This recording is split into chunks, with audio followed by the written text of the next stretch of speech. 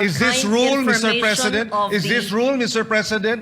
Bastos for talaga Senator eh. Bac- About not curtailing the right to speak, Senator Pangilinan, except that you were speaking at the same time. Supalpal. And I was about to recognize you. Parati kaming sinisisi na ibinaon daw namin ang dangal ng Senado. Ang totoo, nawala ang dangal ng Senado nung pinagtatakpan yung mga mastermind ng flood control. No? Bakit ka mag-walk out? Yung mandato bang binigay sa iyo ng bayan, hindi importante sa iyo? Natatakot ka bang makipag-debate? Tinanong ko rin, nag-usap din kami after that meeting, bakit kaya binulgar ni Ping sa atin yon? I mean, we asked ourselves, bakit kaya? At eto na nga mga kababayan, sila-sila dyan sa minority block, nag-uungguyan. Lacson, Ibinuking, si Tito Soto, naku po, pag-uusapan po natin. Mga kababayan, maya-maya po, lamang. Para lagi kang updated. Ako nga pala si Bidaya ng mga oposisyon sa kasalukuyan mo. At sabi nga, galit na galit ang mga dapungan ng Pangulong Duterte. Kung hindi ka pa nakakapag-subscribe, isubscribe mo na yan! At syempre, magandang araw mga banateros at mga kababayan kong Pilipino sa iba't ibang panig ng mundo. Ako po si Master Judea, bakbaka na! Grabe po, mainit na mainit pa rin ang usapin sa ating sa politika sa ating bansa. Kasabay po ng pag-aalboroto ng mga mayon ng mga bulkan sa bansang ito ay sabay din na nag-aalboroto ang mga senador diyan sa minority block. Kagabi po ay nagka-onsihan, ha? Oo. Nagka-walkoutan diyan sa Senado na para bagang feeling ata nitong mga nasa minority block, sila pa rin ang bida. Diba? So, makikita natin na walang mga yag balls dahil hindi nila kinakaya yung debate, no? Oh, mga ano na pala sila eh. Mga veterano na pala sila diyan sa Senado. Bakit tumakbo doon sa bagito na si Marcoleta? Diba? Oh, si Marcoleta bagito sa Senado pero pinadapa kayo, pinatakbo kayo. So yan po ang problema kasi kapag nananaig ang politika kaysa sa paninilbihan sa taong bayan, di ba? Nakita naman natin, wag na po tayong mag-itsusan. Sinasabi nga ni Erwin Tulfo na wag na tayong maglokohan, hindi tayo pinanganak kahapon, hindi naman tayo mga bobo. Huwag niyo kaming lukuhin, di ba? Gamitin natin yung sinabi niya. Katulad halimbawa, yung usapin dyan sa flood control project, ayaw nilang pag-usapan. Kaya nila ginagawa lahat ng kapamaraanan para maagaw ulit ang liderato ng Senado dahil may gusto silang pagtakpan. Kasi ang majority ng mga Pilipino sa bansang ito, alam na kung sino ang pasimuno sa mga nakawan. Pero parang iniilagan, parang iniiwasan, parang pinagtatakpan. Parang ba o talagang totoo yan? Pero, pag-usapan natin yan sa ibang pagkakataon mga kababayan. Dahil dito, sa topic natin ito, pag-uusapan natin na sila-sila mismo dyan sa minority block ay nag-uungguyan. May mga pasikretong galaw yung dating Senate President na hindi alam ng kanyang mga kasama nung dati pa silang majority. At dahil di umano, ito ay sa kanilang kanya-kanyang mga interes sa kanilang politika. At dito sa video na to, pag-uusapan po natin kung paano ibinuking ni Senator Ping Lacson si Senator Tito Soto na nakikipag-usap tungkol sa CONAS.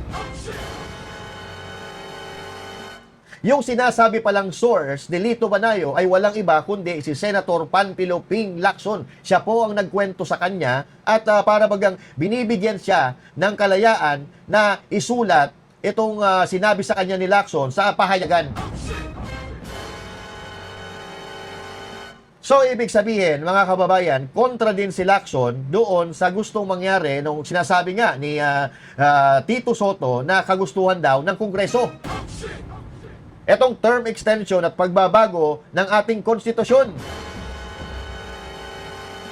Na alam naman natin na hindi po papayag ang taong bayan na yurakan ng ating karapatan para mamili ng leader na mamumuno para sa pagpapaganda ng ating bayan. Ang sinasabi lagi nitong mga nasa minority block ngayon ay nanggugulo itong bagong liderato ng Senado. Pero kitang-kita natin kung saan nanggagaling ang gulo. At ito, pag-usapan po natin at booking na booking kung ano talaga ang mga plano na itinatanggi pa ni Tito Soto. Oo.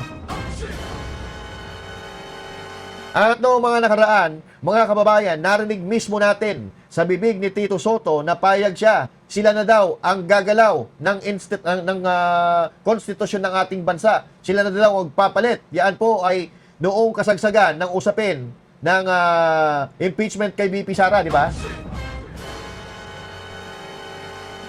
Ito po ang katunayan na ang isda ay nahuhuli sa kanyang bunganga. So, pag-usapan po natin kung papaano nangyari, ano talaga ang detalyado na paliwanag o impormasyon tungkol dyan sa CONAS na yan na talaga namang pinagdidibatihan na hindi daw nila sinabi at hindi daw nangyari, pero kalaunan, inamin din ni Soto, nagkaroon sila ng pag-uusap pero hindi siya pumayag. So, eto, mga kababayan, panoorin natin ang buong kwento at kasabay nito, magre-react tayo, magbibigay tayo ng opinion sa mga maririnig natin, sa mga magigiting na mga tao na pag-uusapan natin dito. Okay? So, ito po yung kagabi, sa totoo lang. Si Cathy Binag, Guanzon, tsaka ang guest nila, si Lito Banayo. Nung May 7, pumunta si Ping kasi hindi siya laging nandun eh. Hindi siya pasulpot-sulpot siya. May 7, dumating siya doon. Tapos habang nagla-lunch kami, nagdi-dessert na kami actually noon, bigla siyang sinabi niya, alam mo, na nung isang araw, sabi niya, nagpunta ako sa Soler kasi meron ako meeting. Pero pagpasok ko dun sa Soler, nandun yung mga security ni Senate President. At that time, Senate President pa si Tito Soto. Akala siguro, sabi niya, kasali ako dun sa meeting. Kasi nga, lagi naman kami magkasama. Sir, dito ho. Pumasok naman siya. Pagpasok niya doon, sabi niya, ang nakita niya, si Speaker Bogie D, kasama si Deputy Speaker Ferdinand Hernandez, si Senate President Tito Soto, at yung Secretary of the Senate, si Dong Mendoza. Meron pa raw isang tao pero hindi naman niya kilala kung sino. So hindi niya sinabi sa amin kung sino. Tapos sinabi niya, ang pinag-uusapan nila, yun nga, Constituent Assembly to revise or amend the Constitution. Yun! So, nagkagulatan. Oo. Katulad nung nangyari nung May 11, bago pala mangyari yung May 11, nagkagulatan na si Soto at si Lacson. Kasi, sa base sa kwento ni Banayo, hindi daw inaasahan ni Lacson na nandun din si Soto. May meeting si Lacson doon sa Soler, may meeting din si Tito Soto. So, ano ba nangyari dito? Nagkataon lang ba na nagkita sila o talagang nag-usap sila na magkikita sila doon? Either doon sa dalawa na yon. Kung halimbawa man na hindi inaasahan na nandun silang dalawa, may pareha silang meeting, so ibig sabihin ba nun ay pinaglilihiman ni Tito Soto yung kanyang mga kasama na by that time, etong si Senator Lacson ay pro tempore. Kumbaga, siya ang next in line kay Tito Soto, Senate President, pro tempore, si Lacson na. Kung ganun po ang nangyari, mga kababayan, hindi ba parang lumalabas na pinaglilihiman ni Tito Soto yung mga kasama niya na yung mga panahon na yon ay majority black? Kasi nagkabulagaan, di daw inaasahan na nandun si Tito Soto kasi pag pasok daw ni Lacson, nandun na yung mga security guard ni Tito Soto.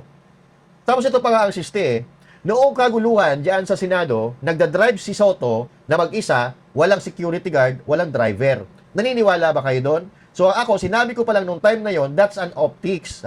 Para meron siyang papag-uusapan sa media na nilusob siya ng mga, tawag dito, mga supporter ng mga Duterte at supporter ni Senator Bato. So, palalabasin nila naman niya na biktima siya, nakawawa siya. Pero doon sa Soler mismo, na yung Soler ay secured places yan, sabi ni Lacson, nakita niya yung mga security guard ni Tito Soto. Di ba? Dinadramahan lang tayo ni Soto. Artista yan, wag natin kakalimutan. Artistang komedyante, so wala tayong aasahan dyan kasi kundi maging komedyante.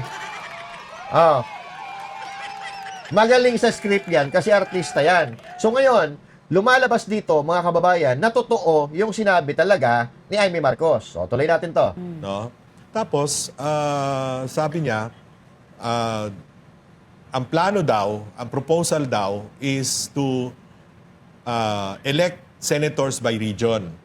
So, sabi niya, pinag-uusapan nga kung 2 o 3 per region. So, since we have 18 administrative regions, sabi niya, 36 ang, kung 2, or 3 each, magiging, 54. Nagsabi pa nga daw si Senate President Soto na, pero paano naman yung baka hindi pumayag ang tao niyan kasi may mga regions na maliit, may mga regions na malaki, pareho ng NCR. Excuse me, maraming population, di ba? Eh hindi naman daw inano yun. Tapos, the next issue na pinag-usapan is, sinabi daw ni sinabi daw nung mga participants, kaya kung magre-regionalize tayo ng Senate, regional election ng Senate, term extension na lang natin yung mga congressmen at saka yung mga senador na term limited na by 2028 or up for re-election in 2028. So 2031 na mag-e-eleksyon ng legislature. Ang eleksyon sa 2028 will only be for the local candidates, governor, mga ganon, mayor. Oo. Hindi in fairness, wala siyang sinabi sa presidente. Oo. Walang kaya, sabi nga ni Erwin Tulfo di ba? Mga journalist tayo, hindi naman tayo bobo. Di ba? Ang sabi ko naman, hindi lang naman tayo pinanganak kahapon. But anyway, I know Lito Banayo is a talented person. Matalino ito. Talented, matalino no? Genius, okay? Kung, eto, magaling ito sa politika. Siyempre, playing safe siya na, at totoo naman na hindi naman sa kanya sinabi or walang sinabi na kasama yung presidente. Pero kayo, kung i-extend ang termino ng congressman, ng senator, maniniwala ba kayo na hindi nila i-extend ang termino ng presidente? Naman, oo. Di ba? That's the purpose of it. Para ma-extend silang lahat. Kaya wag nila tayong pinagluloko. No? So I'm just recounting exactly kung ano yung pinag-usapan. Tapos may sinabi pa siya na si Senate President nga, sabi niya, meron pang panukala na ibaba natin ang lower the voting the age qualification for president to 35. At sabi nga niya, si Vico kasi hindi magko-qualify sa 20 sa age biniro daw niya ng ganon. So yun ang napag-usapan at wala naman akong doon sa column ko sa Manila Standard and in previous interviews, wala naman akong dinagdag doon. In fact, I omitted one aspect, one of the discussion points. Inomit ko yung sinabi na si Senate President Tito Soto gustong i-lower yung voting age, yung qualification, age of qualification. Kasi nga, pag sinabi ko yon para namang parang babanggain ko si Senate President, no? Na parang pinopromote niya this early si Vico Soto. Yes. Pero totoo naman, may mga interview, mga kababayan, na binabanggit ni Tito Soto si Vico Soto. Of course, i-deny niya, pero the fact na may interview at babanggitin niya yung pangalan ng kanyang pamangkin, that's already a promotion. Pinopromote niya yung pamangkin niya. Diba? Pero, syempre, hindi naman siya masusunod dyan. Kaya nga siguro hindi siya pumayag dahil ang gusto ng gobyerno ay itaas sa 50 years old. Itaas sa 50 years old ang requirements para makatakbo ka bilang Pangulo. Yun ang lumabas at yun ang sinabi ni Amy Marcos para hindi makatakbo si VP Sara. Kasi sa 2028, wala pa sa 50 si VP Sara Duterte. So ngayon, at ang mangyayari dyan, 50 ka na upon filing a certificate of candidacy. So by that time, hindi pa 50 si VP Sara kasi magiging 50 siya sa 2028. If I'm not mistaken, 48 siya ngayon. Hindi ho ba? So, wag natin kakalimutan yung sinabi ni Saldico na what the president wants, president get. President gets, di ba? So, malamang, ito ang dahilan kung bakit hindi pumayag si Vico Soto na itataas pa itataas pa. Kasi ngayon 40, di ba? So 40, hindi rin pasok yung kanyang pamangkin para tumakbo ng presidente sa 2028, no? So, dito mga kababayan, makikita natin yung mga laro, di ba? Makikita natin kung ano ang nangyayari. So, pero eto ang ano dito, ang sigurado. Nagkaroon sila ng pag-uusap tungkol sa term extension. Wala na tayong pakialam kung pumayag ba si Soto o hindi, pero ang importante, napatunayan natin na nagkaroon ng pag-uusap. So, sino ba ang may pakanan yan? Sabi nga, Kongreso. Sino ba pipirma kung halimbawa? Sino ba mag-a-approve ba? Di ba, Pangulo? Tuloy natin. So hindi ko yun binanggit sa column ko. But I talked about it as a plot. The title of the column was The Plot. No? And I recounted it the way I'm saying it to you now. And then about, hindi ko naman alam na magkakaroon ng reorganization ng Senate noong Monday na susunod. Kasi yung column ko, I submit that either Saturday or Sunday for Monday. Monday lumabas. Monday naman nagkaroon ng gulo sa Senado.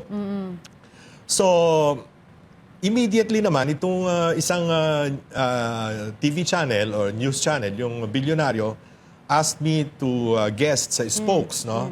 So, nag-guest ako doon, I think Wednesday or Thursday, after the reorganization of the Senate. And I said it exactly as I wrote it, no? Tinatanong ako sino ang source ko. Ang sagot ko, hindi ko babanggitin yung source ko unless mag-deny Exactly. si Senate President or si Speaker Boji, mag-deny sila na nangyari yung meeting. Nag-deny sila, di ba? Hindi Hindi. nila dininay. Hindi sila nag-deny. Hindi umimik si Boji, Boji. si Speaker Boji. Umamin si Yes. ano niya? Tito Si Soto. Tito Si Soto Tito ang Soto. sinabi, mali yung narinig na yan. Joke daw. Yung Joke. meeting sa East Ocean, naka-meeting ko, si Speaker Boji tsaka iba pang pinag-uusapan namin golf. No? At hindi yan. At so, ako naman, and I talked with some of my friends, political friends also, some congressmen, and some of the people who were present when, kasi siyam kaming nandoon eh. 10, including myself. I mean, Yeah. no? Kasama doon isang governor, isang incumbent governor, isang incumbent congressman, isang dating congressman, retired na congressman, no? Tapos yung iba puro private, either businessmen or they're already in the private sector. So, tinanong ko rin, nag-usap din kami after that meeting, bakit kaya binulgar ni Ping sa atin yon? We asked ourselves, bakit kaya? And the consensus was, siguro gusto niyan ilabas yan. Ayaw lang niya na siya ang maglabas. No? Para meron siyang element of deniability. And pangalawa, since malapit siya kay Tito Soto, ayaw niyang ilabas. Yan, okay? So may punto. May punto, mga kababayan. Ang hinala ko nga dito, baka may pag-uusap yung dalawa. Nag-uusap si Tito Soto, si Tito Soto at si Lacson. Pwede naman na nagkontrahan yung dalawa. Pwede naman na nilaglag ni Lacson si Tito Soto. Pero ako naniniwala ako na nag-uusap yung dalawang yan. Kasi nga, pare-parehas yan. May mga ambisyon sa politika. Di ba? Siyempre, hindi naman papayag si Lacson na hindi maging presidente yung pamangkin niya. 'Di ba? Kasi kung gagawa or maglilikha ng oportunidad si Tito Soto, he will make way for his pamangkin to be a president. Siyempre gagawa siya ng paraan. Mas papabor siya doon sa mga hakbang na papabor din sa kanila. So sa akin, dalawang teorya to. It's either nag-usap si Lacson at saka si Soto, sige ilabas mo kasi ayaw ko. Ayaw din naman natin yan. Well, in fact, yun din naman talaga ang sinabi ni Lacson na doon pa man, ayaw na daw talaga niya sa CONAS, sa pagpapalit ng konstitusyon. Pero, meron ding video na sinasabi niya na gusto niyang palitan ang konstitusyon nung time na kasagsagan ng pag-uusap sa impeachment ni VP Sara Duterte, di ba? Sinabi niya yon na kung meron man magpapalit ng konstitusyon, sila na yon sa Senado. 'Di ba? Sinabi niya yon. Pero ang magulo kasi dito, bakit ikinuwento ni Lacson kay Banayo? Na alam naman ni Lacson na mayroong column, etong si Banayo. So ang gusto ni Lacson, ang malinaw dito, gustong ilabas ni Lacson yung impormasyon na yon. So bakit sinasabi nila dyan sa minority block, na hearsay. Katulad itong mga Tulfo, at kung sino-sino pa dyan, si Subiri, galit na galit, na hindi daw totoo itong sinasabi ni Amy Marcos. So ngayon, lumalabas na lahat pala ng sinabi ni Amy ay totoo. Tuloy. Baka ganon. Kaya, alam naman niyang sumusulat ako ng column kasi kung minsan yeah. nagpapasalamat siya pagka binanggit ko siya. Alam din naman niya na nai-interview ako every now and then. So, bakit? At hindi niya diba? sinabing Bakit wag niyo na? ikwento. Oo. At wala siyang sinabing privileged communication to. Wag niyo, atin-atin lang ito. Yeah. Wag na lalabas. Wala siyang sinabing ganun eh. So, I thought, naniwala ako na gusto niya ipalabas. Correct. Kaya lang, parang intentional leak. No? So, ganun na nangyari. Kaya sinulat ko and then nagpa-interview ako later on that issue. Ngayon, events came so fast. Sinabi niya, that's all. Kasi ito naman si Senator Amy, nabasa yata nung staff niya yung column ko, pinabasa sa kanya. Tumawag sa akin si Senator Amy. Hoy, sabi niya, dito, sino source mo? Sabi ko, hindi ko sasabihin ng source ko, kako. Wala ako sasabihin ng source, kako. Basta kako, yan, nangyari yan kako. Ganon. And I said nga, 10 kami doon, no, na nag-uusap-usap. No? Apparently, based on, ngayon ko rin lang, kahagabi ko rin lang, o kahapon ko rin lang nakita yung video na pinresent ni Sen Amy sa Senado, parang meron siyang ibang sources. No? Hindi correct. lang ako kasi may mga dinagdag na siya. Nagulat ako doon sa sinabi niyang 50 years old itataas ang voting, ang qualification for president and vice president to 50 years old. So, nagtaka ako. Ayoko naman tanungin siya tungkol doon. Bakit 50 years old? Baka meron siyang information na gano'n. So, nag-Google ngayon ako nung 1973 Constitution nung tatay niya. Nakita ko doon, nung palang 1973 Constitution, there was a provision that the age qualification of a candidate for president is 50 years old on the day of the filing of candidacy. Yon ang sinasabi natin kanina, mga kababayan. Gustong gayahin ni Marcos Jr. yung ginawa ng kanyang tatay. Parehas na parehas. Yung record nga ng tatay niya na sa corruption, nalagpasan na niya. So itong ginawa din ng tatay niya na pagpapalit ng konstitusyon kung saan palalawigin ang edad ng mga kandidato na po pwedeng tumakbo sa pagkapangulo sa 50 years old. Bakit? Dahil noong mga panahon na yon, si Noynoy Aquino, yung tatay ni Pinoy, ay gustong harangin para makatakbo sa pagkapangulo. Iyon po ang ginawa ng tatay nito Marcos Jr., yung senior. Tapos ngayon, gusto na naman gayahin ni Junior para hindi makatakbo si VP Sara Duterte. Di ba? So malinaw na malinaw. May pinag-uugutan pala si Junior eh. Hindi on the day of elections. Kasi I remember then, si Ninoy Aquino, nanalo sa Senado, pero he would not be, he was short from, kasi birthday niya November 27 eh. Oo, ang election first Monday of November. So nung binoto siya ng tao, hindi pa siya 35. 35 siya November 27 pa. Pero nanalo siya sa Supreme Court and so he was allowed to be proclaimed as senator. So kitang-kita mo si Presidente Marcos talagang para sinisiguro niya na kung magkaroon man ng eleksyon sa 1973 na hindi na siya pwedeng tumakbo, hindi magpo-qualify si Ninoy. Oo, correct. So baka ako dun nakuha ni Amy yung 50 years old. I don't know. Kung ang sabi nga ni Amy doon sa interview niya, kung sino man, ano ba ang eksakto pagkakasabi niya, kung mayroong nakakaalam sa magiging problema natin, sa term extension na yan, ako yun. Kasi nandun ako nung panahon ng tatay ko. Naranasan namin kung paano binatikos ng mga Pilipino yung ginawa na yan ng tatay. Sabi ni Panayo, doon sa mga tatanga-tangang pinklawan tsaka mga dilawan ngayon na kumakain ng nakasarili nilang suka. Ang sabi nito, doon sa previous vlog natin, yung sinundan nito, kung hindi pa nyo papanood, panoorin ninyo. Ang sabi ni Banayo doon, mag-isip-isip naman kayo. At nagtanong pa siya kung sino ba ang pumatay kay Ninoy Aquino. Oo. Yung kumbaga, ang gustong palabasin or gustong ibig sabihin ni Lito Banayo, mag-isip-isip naman kayo mga bobo. Mga loyalista kayo, sumusuporta kayo, mga liberal, mga dilawan kayo, mga pinklawan kayo, mga DDH kayo, Duterte hater, putya, yung sinusuportahan nyo, pinatay ng mga to, tapos kayo sinusuportahan nyo? Mga bobo kayo. Hindi ho ba?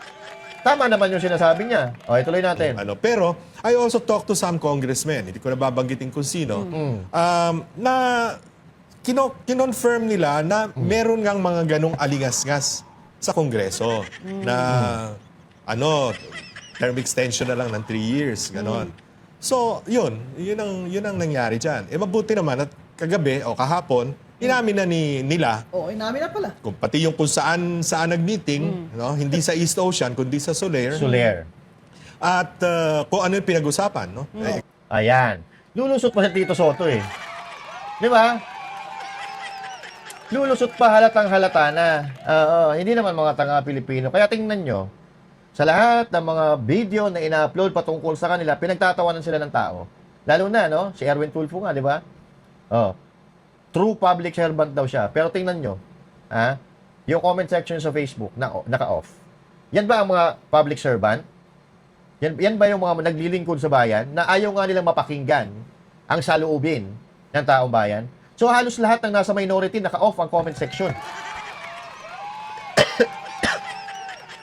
Tapos ang bukang bibig nila, taong bayan, huwag nga nila tayong pinaglululoko. Kung hindi nila kayang sagutin ang galit at ang opinyon ng sambayan ng Pilipino, paano nila ipagtatanggol ang bansang ito? Ang bansang ito ay hindi gagalaw kung walang Pilipino. Ang bayan na ito ay hindi magiging bayan kung walang taong bayan. And yet, ayaw nilang pakinggan ang sinasabi ng majority ng taong bayan. Bakit? Dahil may tinatago silang lihim na ayaw nilang malaman ng sambayan ng Pilipino. Diba? Biruin mo, yung mga dating tinitingala natin, ngayon, nabubwisit na tayo. Kasi bakit? Nagbago ang kanilang prinsipyo. Dati, nasa panig sila ng katotohanan. Ngayon, nasa panig na sila ng kasinungalingan. Kaya tingnan nyo, yung mga Tulfo, kung ano sinasabi ng mga tao. Bisitahin nyo. Bisitahin nyo yung FB page ni Erwin Tulfo. Basahin yung mga comment doon para makita ninyo. At dahil yan, sa politika, mga kababayan. Politika. Ayaw nilang pag-usapan ang flood control anomaly. Nung mga namumuno ito, si Lacson at si Soto, ano ba nangyari? May napala ba tayo sa investigasyon sa flood control? Wala. May napakulong na ba sila? May napakulong na ba sila na mastermind sa flood control? Ang pinakulong lang nila si Bong Revilla. Di ba? Si Bong Revilla, pinakulong nila na hanggang ngayon, wala silang mailatag na matibay na ebidensya. Pero ayun, humihiling ng piyansa, pinapahirapan nila. Bakit? Kalaban sa politika eh. Ano pa ang ginagawa nila ngayon? May mga kinasuhan na. Kinasuhan na si Jingo Estrada, si Marcoleta, Chis Escudero, malapit na, si Villanueva. Ngayon, Robin Padilla, Bongo. Naku po, nakaamba na yung kaso nila.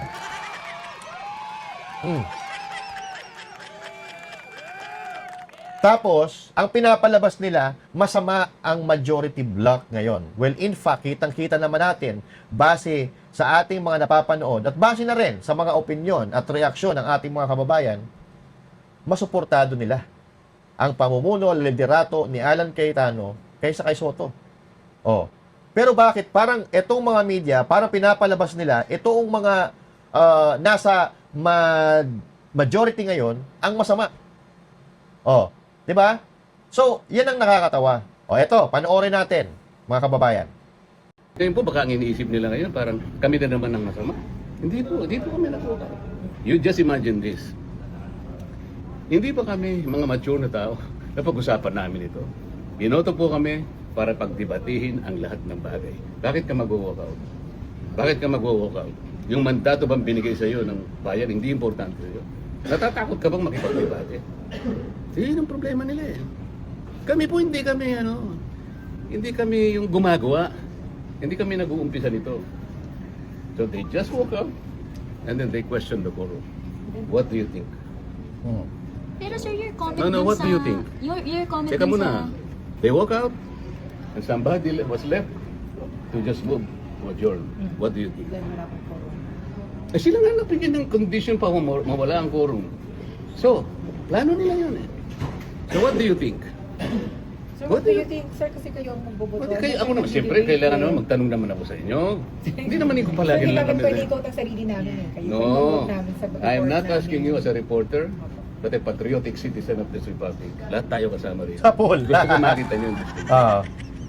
Salamat po sa inyo. Sir, your comment dun sa pinapadali, bakit kailangan ngayong araw po daw i-resolve yung motion, sir? Sir, na may ano daw po. Ayun. So ayan. So pinalalabas na naman nila ngayon, nakasalanan na naman ng majority. Ito ang problema. Dahil parang ang gusto ng minority, mas natutuwa pa sila na may nakukulong na kapwa nila senador. 'Di ba? Si Chis Escudero, nung naging Senate President, ipinagtatanggol niya ang mga kapwa niya senador.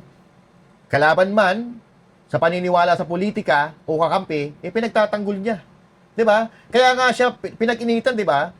Kasi pinagtanggol niya ang buong institusyon ng Senado. Kaya pinatanggal siya ni Martin Romualdez bilang senador na that time si Romualdez ay makapangyarihan pa.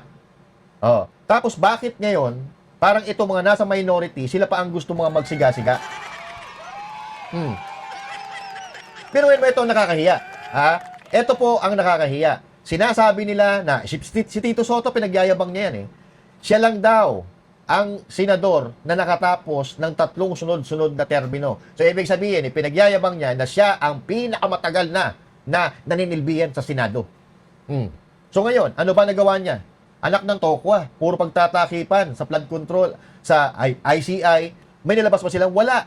Si Lacson, sinasabi niya, ang daming involved na congressman dito. Mga nasa, di ba, nilabas ba niya? Hindi. Wala siya nilabas. Kanina, si Risa Ontiveros, sinabi niya, 1 dekada na siya, na nagtatrabaho dyan sa Senado. Bakit umatras kayo sa bagong senador? Wala pala kayo eh.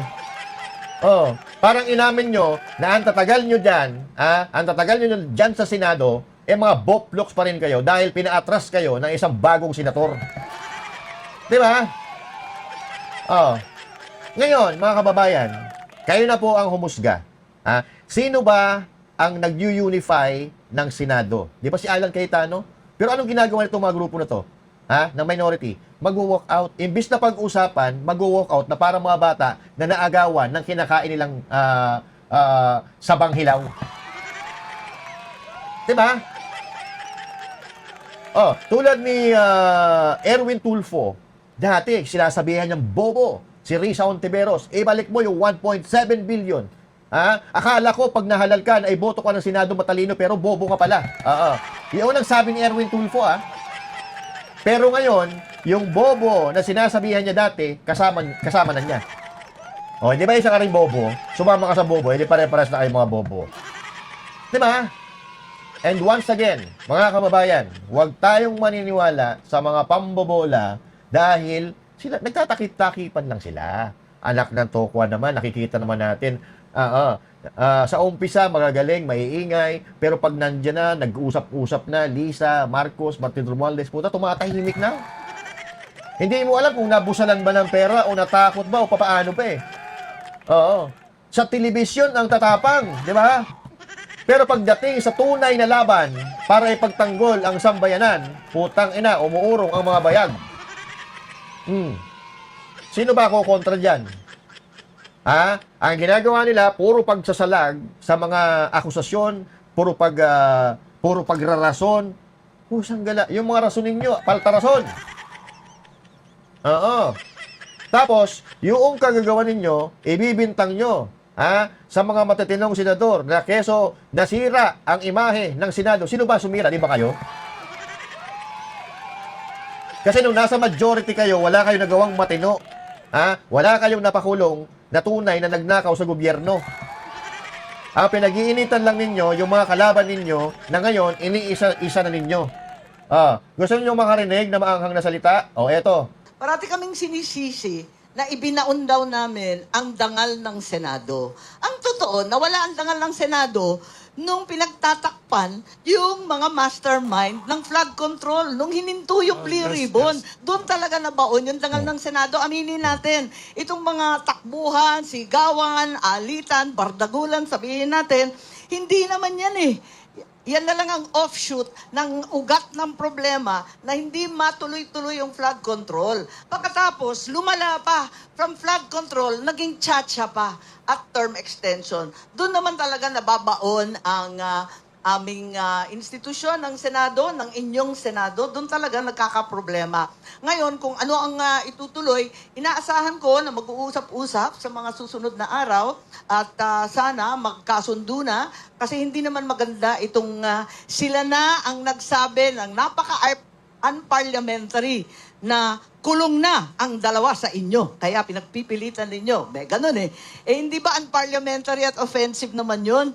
Ikalawa, sila pa yung nag-walk out. Sila pa ang may tapang mag-walk out. Tama ba yun? Kaya eto nga, sana magkasundo na yung dalawang panig. Titiisin na namin sila. Tiisin na rin nila kami. Pero wag naman ganun. Pag sila, pwede. Pag kami, hindi pwede. Hindi naman tama yung ganun.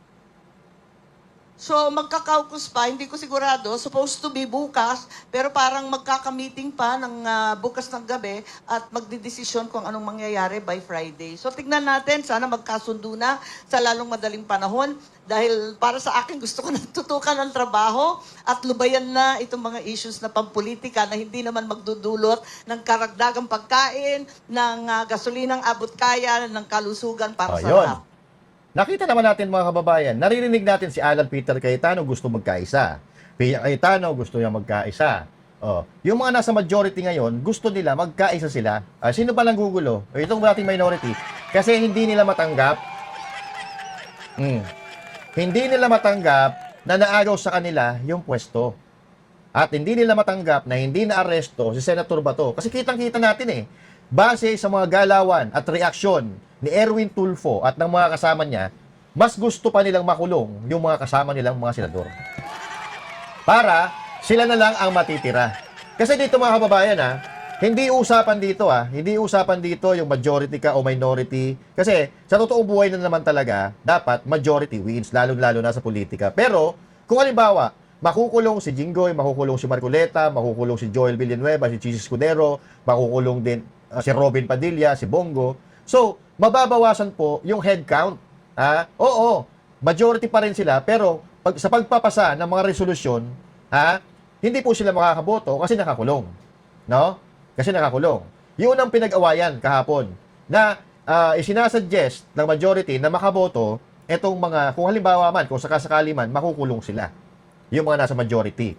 Kasi kung pag nagbotohan po yan, kung sino po, ang mangyayari kasi dyan, pag nakulong, yung mga nasa majority, mas marami na ngayon ang minority. So pag may ipinapasa ngayon, ang majority, hindi na maipapasa kasi kukontrahin ng minority kasi mas marami na sila. Kaya ayaw nila na makaboto ngayon kung sino man ang senador na makukulong. Ganyan po sila kasugapa. Ganyan po sila katraidor sa kanilang mga kasama at katraidor sa ating bayan. So, kayo na po ang humusga. Kayo na ang humusga kung ano talaga ang nangyayari. Sila pa yung matatapang, sabi nga ni Amy Marcos, di ba? Samantalang dati, noong si De Lima ay nakakulong, itong si Kiko Pangilinan nagpasaya ng batas o ng suwestyon na makaboto si De Lima. O hindi nakaboto si De Lima. Bakit ngayon, kung di pa nga nakukulong yung mga senador, di ba, na kinakasuhan, pero tutul na sila kasi ayaw nilang makaboto dahil, utang ina, mga may sapal na ata, may mga sapak na ata mga bibig nila.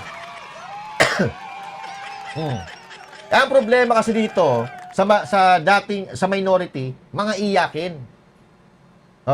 Mga iyakin. Kapag sila nagsasalita, sila magaling. Pero pag nakokontra sila, nag-iiyakan, nag-walk out pa nga Katulad halimbawa, eto, si Kiko Pangilinan, na dati, akala mo mga siga-siga sila dyan. sa Senado noong sila ang majority. There was a time or there was a scenario na sila ang mga siga na halos pinapatayan pa nila ng telepono yung mga nasa minority. Eto, panoorin po natin. Please know that I would never curtail your right to speak. Just as in 2004, I believe you were seated, and I was a vice presidential candidate of FPJ then, and my microphone was closed, and my right to speak was closed, was not given. I remember that time now, and the word noted was said to me. That will not happen now. Are we now curtailing my right to speak, Mr. President? Madam Chair, We are can not I able answer to that? ask questions as to why we are amending the rules. We are not able to ask questions as to who they wish, Madam Chair, may I answer? who will benefit from the amendment to the rules. For the Is this kind rule, Mr. information President? of Is this the- rule, Mr. President? Bastos For talaga Senator eh. About to Bato, who is not recognize here, Senator we would Pangilinan. like to raise these valid questions, Mr. President, before we go into a vote, Mr. Madam Chair. President. Yes, These, Madam we should not be... How can are- the presiding officer recognize Senator Pangilinan? Please know that I would never curtail your right to speak. Just as in 2004, I believe you were seated, and I was a vice presidential candidate of FPJ then, and my microphone was closed, and my right to speak was closed, was not given. I remember that time now, and the word noted was said to me. That will not happen now. I will not do that to you. And I'm not curtailing the right to speak, Senator Pangilinan, except that you were speaking at the same time. Supalpal. And I was about to recognize you because Senator Lacson had the floor. Thank you, Madam President, for So that I just wanted to clarification. be clear on record because I If- recognize you're being emotional, but it will Pahiya. go on Senate record that the presiding officer was curtailing your right to speak. I would never do that. And I would not do what I experienced in 2004 in the House of Representatives in the canvassing of the votes then. Mr. Okay. Pahiya. Yan kasi ang problema dito sa mga dilawan. Akala mo sila lang lagi ang magagaling. Akala mo sila lang lagi ang mga matatalino. 'Di ba? Na hindi nila namamalayan na bawat bitaw nila ng salita, lalo sila nalulubog sa inidoro. Hindi mo ba? Naalala tuloy ni Loren Legarda ngayon, yung ginawa nyo sa kanya, hindi pala sa Senado, sa Kongreso pala yon. Kung saan, pinatayan pa siya ng mic, ayaw siyang pagsalitain. That's what we call curtailing. So, pinipigilan ka magsalita. Ito walang hiya ka, patapos mong away-awayin, na sigaw-sigawan si Robin Padilla, yung floor leader na naman, ang sisigaw-sigawan mo, ganyan sila katarantado, mga kababayan. Kaya, nagtataka nga ako kung paano nanalo ang unggoy na ito Oo. Dahil sa inaasal na yan, na ganyan, abay, wala namang magkaagusto mga Pilipino. Siyempre, magugustuhan niya ng mga katulad niya, na mga dilawan. Kasi nga, Duterte hater sila. So, ganyan po ang nangyayari sa ating bayan. Iba po ang nakikita natin sa mainstream media, iba po ang nakikita natin sa totoong laban. Sa mainstream media, nakikita natin na talagang tawag dito, ina-amplify nila ang mga statements ng minority. At sa kabilang banda naman, pinapasama nila ang mga sinasabi ng nasa majority. So kaya mga kababayan, ako nananawagan ako sa inyo, dapat i-boycott natin itong mga bias na media. 'Di ba? Meron naman tayong karapatan magsalita. Meron namang social media. Well, in fact, mas marami nang nanonood sa social media ngayon kaysa sa mainstream media. So, kapag ganito po ang nangyayari, nahawak nila ang media, marami pong nalolokong Pilipino. And as a Filipino, you do your research, mga kababayan. Mag-research po kayo at meron naman kayong mga cellphone, may mga Facebook po kayo. Kayo mismo, ng mga netizens, pwede kayo mag-report pwede kayo mag-post ng inyong saloobin patungkol sa nangyayari sa ating bansa. Hindi po pwede na hahayaan natin na mamayagpag ang kasinungalingan sa ating bansa. Hindi po pwede yon. Tayo bilang Pilipino na nasa demokratikong bansa, demokrasyang bansa, may karapatan tayong magsalita. At syempre, isaalang-alang natin yung batas ng Pilipinas. yung batas, kung papaano. Sabi nga nila think before you click, di ba? So doon mga kababayan, lahat tayo, since puro kasinungalingan ang sinasabi ng mga mainstream media, hindi ko nila lahat, meron pa naman diyang mga mainstream media na matitino, di ba? Tulad ng SMNI, Net25, okay pa yan sila. Na nakikita natin na patas magbalita. Pero yung iba, nako, magtataka ka kung bakit ganyan sila. Mga bayad ba sila? Ha? Yun ang tanong ng tao bayan Kaya, sa mga kababayan kong Pilipino, maging vlogger po tayo lahat. Maging content creator tayo lahat. Para palaganapin natin ang katotohanan. Kontrahin natin ang kasinungalingan. Yun po ang maitutulong natin bilang mga ordinaryong Pilipino. Lahat naman ng tao siguro ngayon sa mundo may cellphone na. You can have your right to speak anytime, anywhere, diyan sa social media. Pwede tayo maging vlogger lahat Maging vlogger tayong lahat at kontrahin natin ang kasinungalingan na pinapakalat na nagiging dahilan ng kasiraan ng ating bayan. So hanggang dito na lang po mga kababayan. Excuse me. Kung meron po kayong komento sa napag-usapan natin ngayon, i-comment po ninyo. But anyway, may tanong ako sa inyo. Ano sa tingin nyo kay Amy Marcos? Sa tingin nyo, she is true to her words? Kasi ako napapansin ko, talagang isinusubo na niya ang sarili niya. Isinusubo na niya ang sarili niya para ipagtanggol ang mga Duterte, ipagtanggol ang katotohanan. So sa tingin ko, mga kababayan, my vote goes to Amy Marcos. Amy Marcos, yung mga sinasabi niya, naniniwala ako. But pagdating sa pagiging pamumuno ng bansa bilang presidente, I don't think so. But, again, sinasaluduhan ko yung ginagawa niya ngayon. Pero, another Marcos to be a president, no, para sa akin. But for now, Amy Marcos as a senator, or kahit pa maging vice president siya, it's okay. But, as a president, I don't think so. I will not vote for her as a president because I don't want a Marcos, again, to be a president of this very republic. Yun lang po sa akin, mga kababayan. Pero, once again, na ginagawa ni Amy Marcos ngayon, sinasaluduhan ko. Maraming salamat sa pagtatanggol sa mga Pilipino at pagtatanggol sa bansang ito. My name is Master Judesin. Thank you. God bless you all. And to God be the glory.